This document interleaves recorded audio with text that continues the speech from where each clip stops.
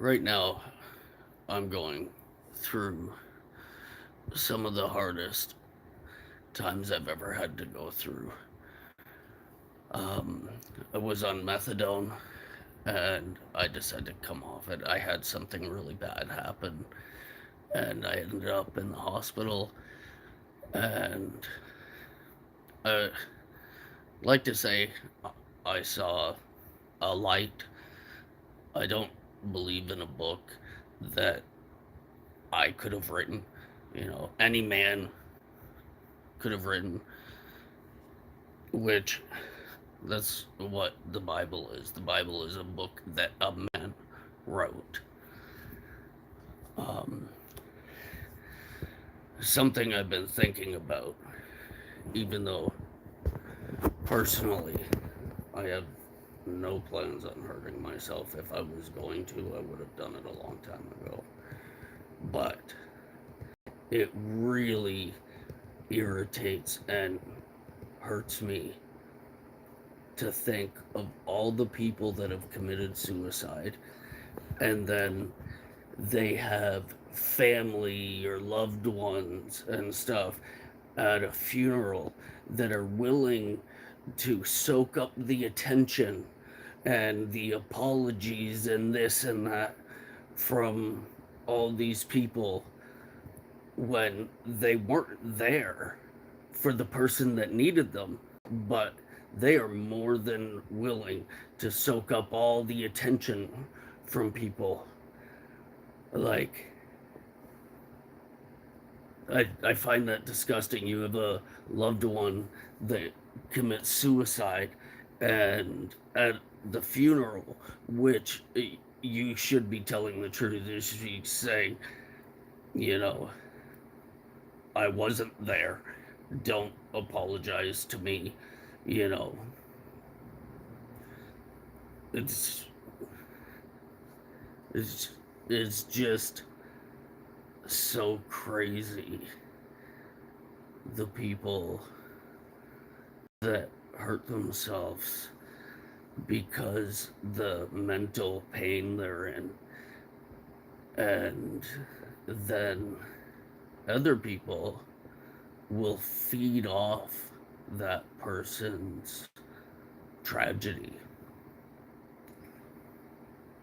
I'm dealing with really, really bad RLS, and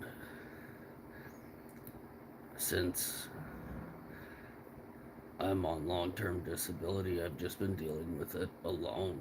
Like 5 hours of RLS throughout the night. And it's, it's really hard going through it alone. The problem is, even though I wouldn't hurt myself, a lot of other people have committed suicide. And then at the funeral, everybody's willing to accept apologies and, oh, I'm so sorry for your loss. And right now, I was on methadone for 17 years, and I had something happen on December 1st, and I was in the hospital, and I just, I was just done. I, I was just done with the methadone, and since then, I've been dealing with RLS, restless leg syndrome, and I could go back. Like, this has been going on since December, and 5 hours a night. I can't sleep. I feel like crap. They tell you to eat better. Well, am I supposed to eat better? I can't drive to the grocery store. I don't want to.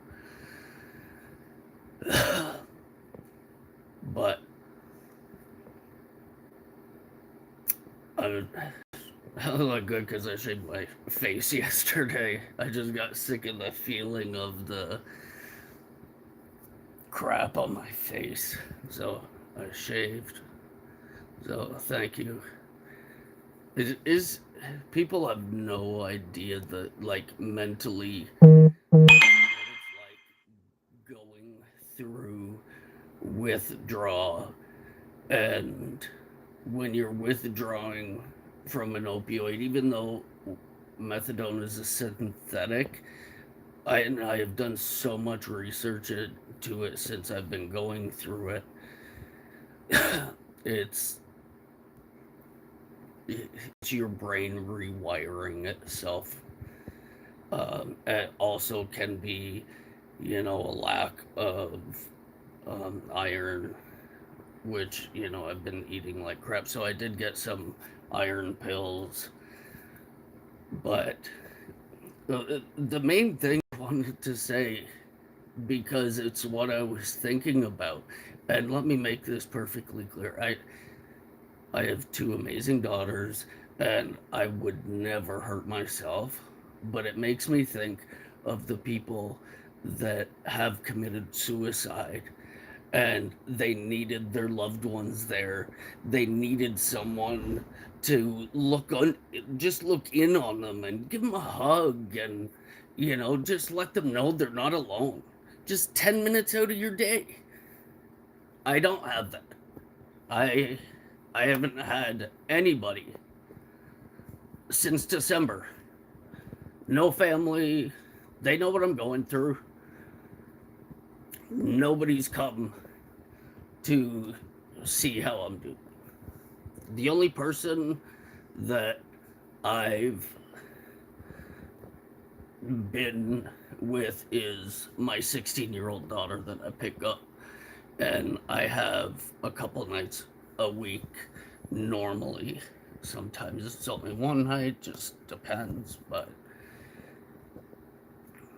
the thing is, when you don't have anybody and no family comes and they don't say anything, and maybe they send you a text, words don't mean anything. The whole saying, actions speak louder than words.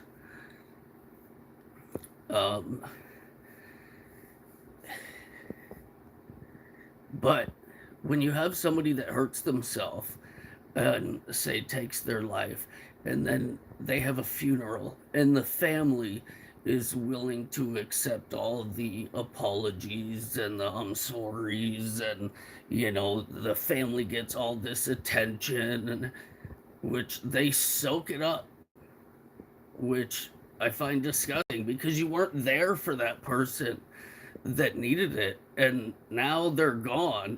And now that they're gone, you're willing to what?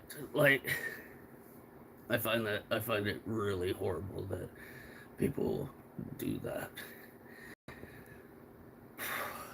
Anyway, they say RLS lasts like 3 months. It feels like I've aged 20 years in the last month. Like, I kid you not, this time last year I didn't have any gray hair. I'm not lying. This time last year I did not have any gray hair.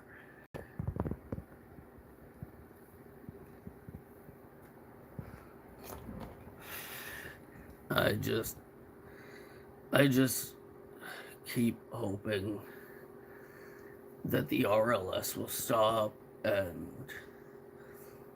I can be normal again.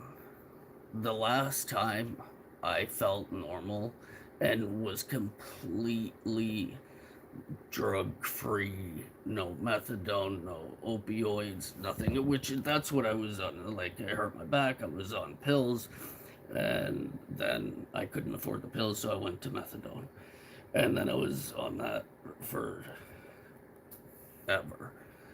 And my honeymoon was the last time I was 100% clean, and that was like 17 years ago. And when I ended up in the hospital December, I just wanted a new life where I didn't have to go to a clinic every week. I didn't have to have a camera watch me piss, and just the whole knowing I couldn't go camping for 2 weeks out in the woods with me and my dog if I wanted to, because I would have to go to a clinic. Anyway, I'll show you my dog. Tank. Oh, I don't know, you probably can't see him. Come here. Come here, bud. Come here. There you go. Up here. Up. There he is. That's my boy Tank. I know. Yeah. That's my boy Tank. Yeah. He's such a good boy. This is what has kept me going. This. If I didn't have him, I don't think I'd still be here. But this guy needs me way too much. Most of the time it feels like he's the only one.